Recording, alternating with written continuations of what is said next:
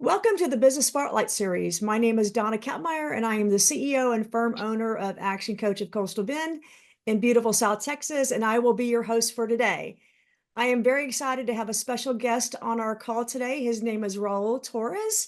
Raul is the principal owner of Raul Torres CPA PC, and today we're going to talk to Raul about his business, his journey to business ownership, some challenges, some successes, and to have him share what it's really like to own and operate a business as an entrepreneur.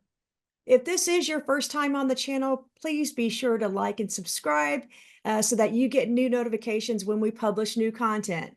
Well, Raul, welcome to the show, and it's great to have you on.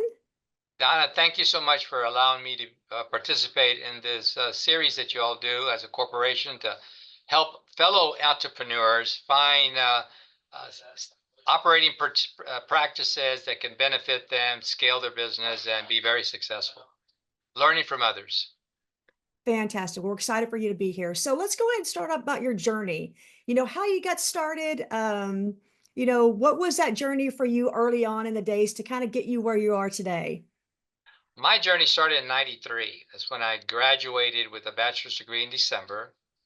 And I did so because when I had a transition in my professional career from the restaurant industry to accounting, it was due to an injury. And so I needed to find a different uh, skill set. And so I decided to go into accounting because I was very intrigued with tax preparation back in those days. And so that's where it started. After that, when I started the business, I started it right out of the back of my house, part-time, but I was working full-time. And so over the next 7 years, I scaled my business from 0 clients to about maybe 8 or 10 on a monthly basis, and about up to maybe 180, 190 tax returns. So for me, it was just a side gig, like so many Americans are doing now. So many Americans are now having to or wanting to do a side hustle. For me, Mm-hmm. that was my side hustle, growing that small CPA firm. Which was a one-man operation. So that's how I got started. I didn't get started to replace my job originally. I just got started to add some extra income to cover the expenses of raising a family. Love that. Love that. Yeah. So, if you think about that journey, what do you believe were some of the mistakes or biggest mistakes that you made along the way of getting where you are? Do you have about 2 weeks? I do. No, we'll make it a Oh, little bit so many shorter. mistakes. Oh gosh. Anyone that's listening to this podcast, life has many things in store for us, and mistakes is one of them. Mistakes is a pathway towards success. And so for me, I've learned so many ways how not to do things, especially as a small business owner. For example, I didn't learn the how important it was to learn how to sell. Just sell. Mhm. In business, we are selling something. Either we're selling ourselves, we're selling our skills, we're selling our business brand, we're selling something, we're selling solutions. But unless we know how to do that, the ride is pretty rough. I didn't learn how to communicate. That wasn't one of my best skill sets in the beginning. And communicating your ideas and your solutions is critically important in any type of business, whether you're retail or personal service or any mix of the two. And so that was one of my first failures when I jumped into this thing, especially when I went full time in 2000. I just didn't have those skills. I hadn't even considered them. Right? I thought if I could just be a smart accountant, I would do very well. And unfortunately, you can be the smartest accountant in the world, but if nobody knows about you, which is the third mistake, marketing, but if nobody knows about you or nobody can understand you, your brilliance is not going anywhere. So those were some major mistakes. I also failed to think properly. When I made my transition or did this side hustle, I never looked at the business as a business. I just saw it as a way to earn extra money. So my advice is anybody who's going into business, whether it's a side hustle or full time, you need to look at it as a business, not as something that just replaces your job, but take it very seriously and learn from other successful business owners. I also then learned to think big, right? So when I jumped in, I was just hoping to make enough money to pay the bills. As I migrated through the years, That never changed. I just paid the bills. I never thought about being more than that, about growing a business to a level that I didn't even imagine at that time. So my thinking was too small. And lastly, I never learned how to develop standard operating procedures for the different procedures that I was doing because I was a one-man operation. So I said, I don't need to write anything up. I already know everything, right? But again, lack of planning or vision, I didn't prepare these procedures. So when I started bringing people on board, those best practices that were stuck in my head could be transferred to them much easier than we did it during that process. So those are just some of the mistakes that I personally went through that I had to learn. And of course, the last one, and I'll get to that later, maybe in more depth, is learning how to scale your business from a one-man operation to a five-man operation to a 10-man operation to a 15-man operation. That just never even covered my mind because I never thought that big. Love that. Love that. So, right, what we're conditioned for, what we learn in school, and then we don't even think about those kinds of areas, aspects of the business. Yep. And so love your approach on those lessons that you had to learn in order to get where you are today. And if you think about those mistakes that you made, and we'll shift on to the aha moments. Do one of those constitute your aha moments, or do you have something else that might be a little different?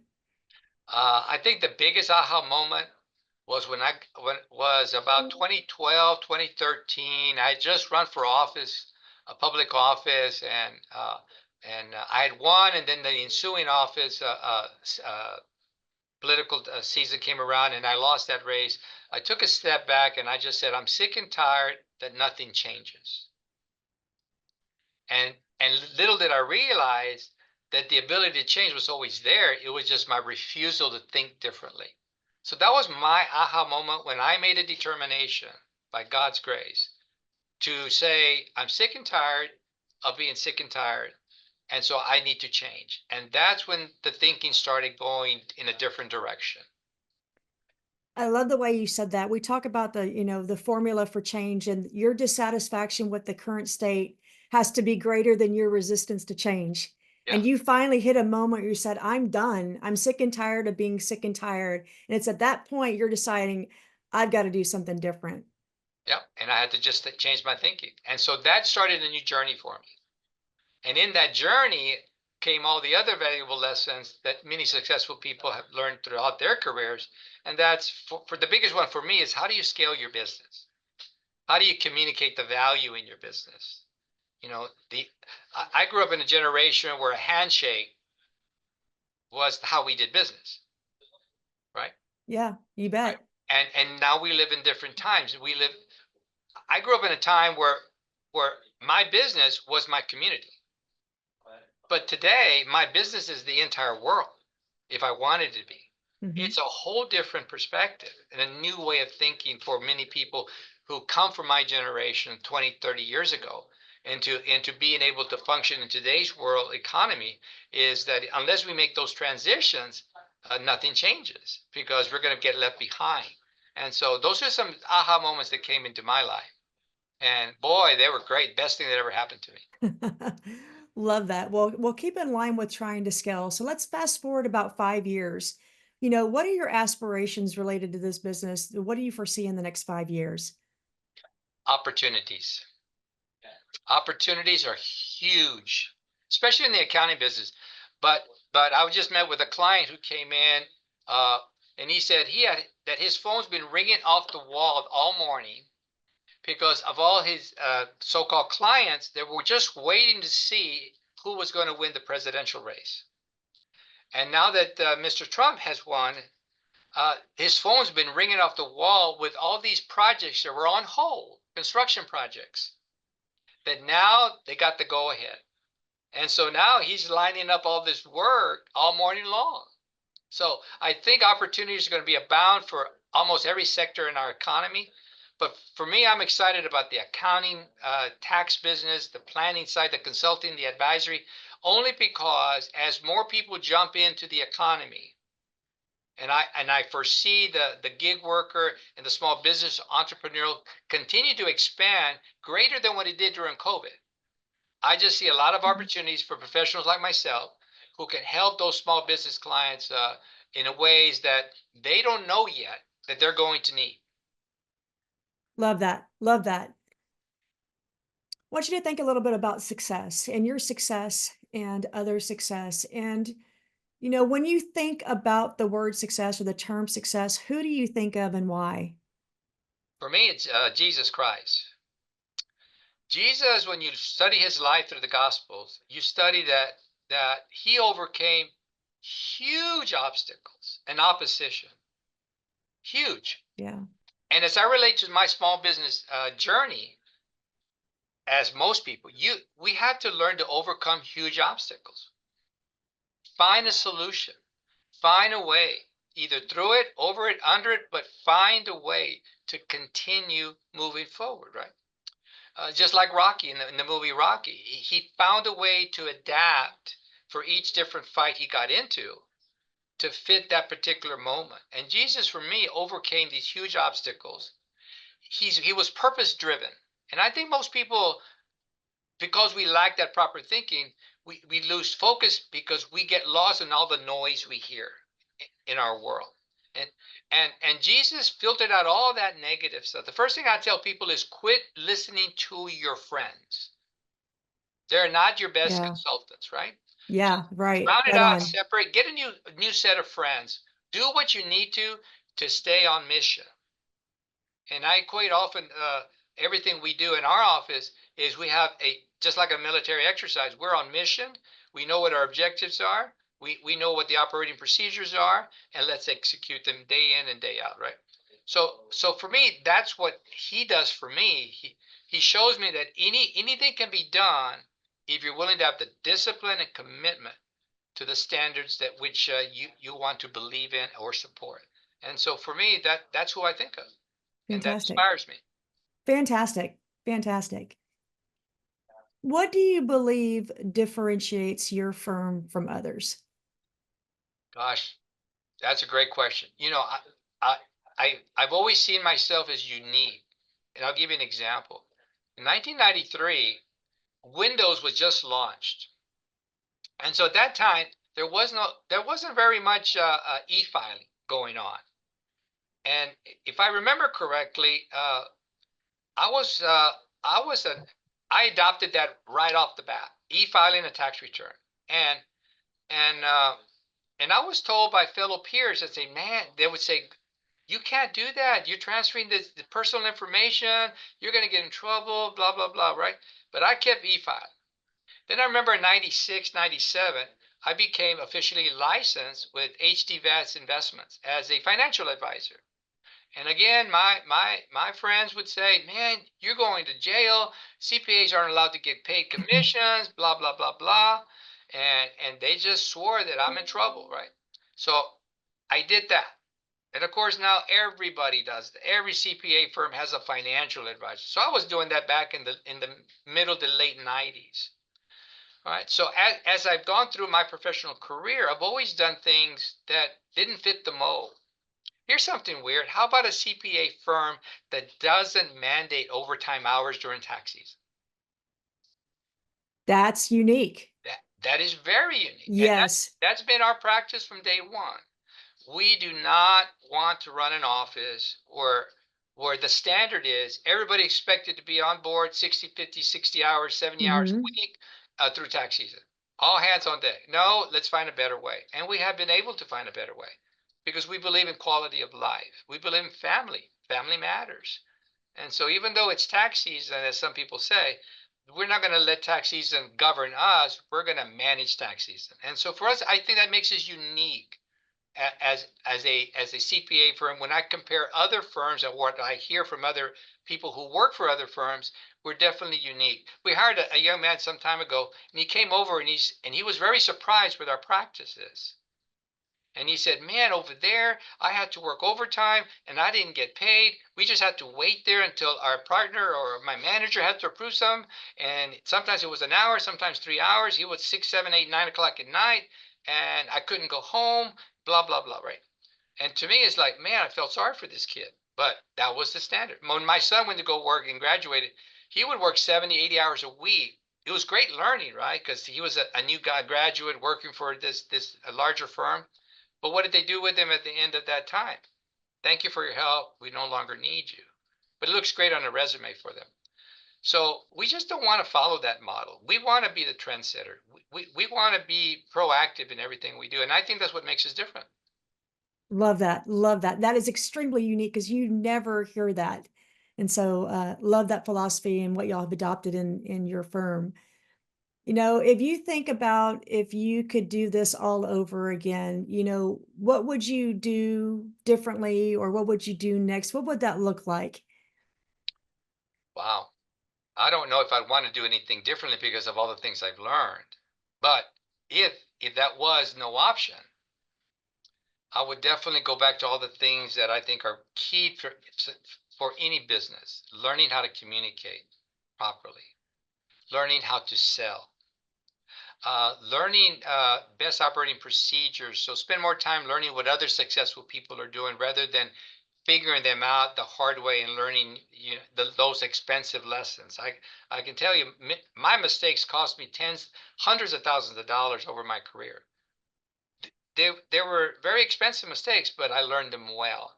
If I could avoid that, I definitely would love to have done that because that money could have been used for other purposes, right? So those are perhaps some things I would definitely like to do over if I had no other choice. Otherwise, you know what? We are a product of our life's experiences. And so I am what I am today because of everything that happened. So that isn't necessarily a bad thing because it has made me who I am today. And I'm quite satisfied with who I am today. I'm very blessed. Love it. Fantastic. You are on the right page. You are doing fantastic things. What would be a great way for folks to contact you if they wanted to reach out to you? Oh, that's easy. They can email me at Raul, Raul, at RaulTorresCPA.com. Direct email. They can call me on my cell if they like. I love talking to people. Something interesting about me in 1991, I had been unemployed for about 2 years. So I finally got back into school. And I remember my first day, Accounting 101, Paul Cameron at Texas, Corpus Christi State University. It was a summer semester when I went back. That very first day, he pulls me up and he says, "Hey, Ro, come on over." He says, "I need to talk to you." I said, "Yes, sir." And he says, "You look like you were lost today, son." And I said, "Sir, I haven't been in school in 8 years." I said, "Yeah, I was lost. I didn't understand what you were saying." I remember Mr. Cameron's word. He said, "Son, if you think today was hard, you wait till tomorrow." And with having a family, 4 kids, and no job, I went home and I sat in my mother's living room table and I cried. And I said, "Lord, how am I going to do this? I'm not the smartest kid. I always had to work hard for my C's and D's. I have a tremendous work ethic." And I said, "Lord, if you happen to bless me enough to do this, I promise I will share with others everything I've learned and I'll pass it on." And the Lord allowed me to graduate, learn the information. It's given me a fabulous career. And that's what I do. Every opportunity I get, I like to share that and pass it on to the next generation. It's the least thing I can do for the blessings that I've been given. So for me, it's a very sentimental moment because I haven't forgotten where I came from. Raul, I just want to thank you for taking a few minutes to share your story. And man, that's powerful. It's inspirational. And what a legacy you have established and what a legacy you will leave whenever that next transition in your life comes. Uh, really want to thank you for being on this show with us today. Gosh, very powerful. For those of you who joined us, please again feel free to like and subscribe to our channel so that you can get new content. And again, Raul, thank you so much for being on our show. We greatly appreciate all your insights and your inspiration. Well, thank you for the invite. And again, if anybody wants to call me, I'm always happy to help. My cell phone is 361-549-8957 or Raul at Raul Torres CPA. Go to our website. You can always get that contact information there. Again, it's such an honor to be on your show and keep up the great work. And let's help inspire another generation of successful entrepreneurs, and the American dream is alive. Amen. All Well right. said. God Thank bless. you. Bye God bye. bless you. Thank you. Bye-bye.